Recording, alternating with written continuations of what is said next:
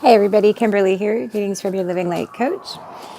So we were talking today, my daughter and I, and not today, the other day, and we've decided to swap words out for other words because we feel that we have been wanting to change and be positive and spread the light and be joyful, and yet we still use some of the words that we attached to our negative thinking. And so what does that do? That gives our brain an out and it goes straight back to its old habits of negative thinking.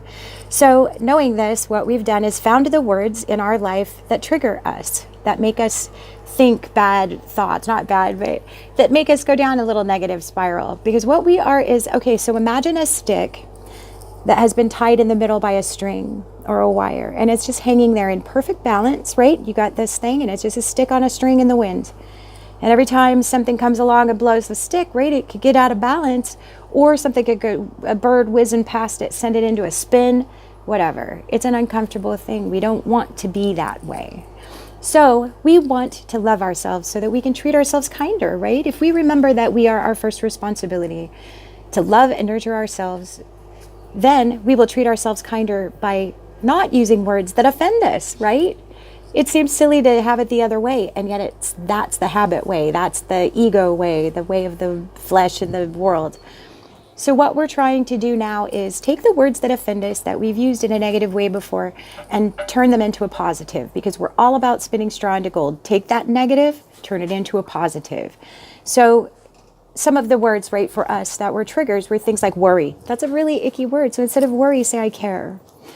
There are words like, instead of saying I'm sorry, right, when we go to apologize to somebody for doing something that's just like, I bumped you, right? Say, oh, thank you, instead of sorry. We're trying to be more grateful, right? It can remain in our gratitude seat. So that actually has been working. It seems a little weird at first, but try to train yourself to think that way, even if you say, excuse me, whatever you choose. But we're taking these words and turning them. Okay, so what was the other one? That was a really big one. Oh, instead of saying the word change, which tends to be associated with negative things for some people, we're using the word transform, or, just, and then we use,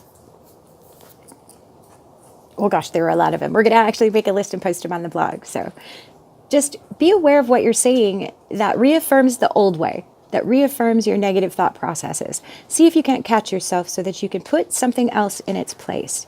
You can't just say change and then keep doing the same thing over and over and expect to be different. So accept the change, embrace the change, know that you are exceptional and that you deserve to be treated with kindness and handled in a way that makes you feel loved and nurtured. And it starts with you. You do it first and the world will follow. Be greater than.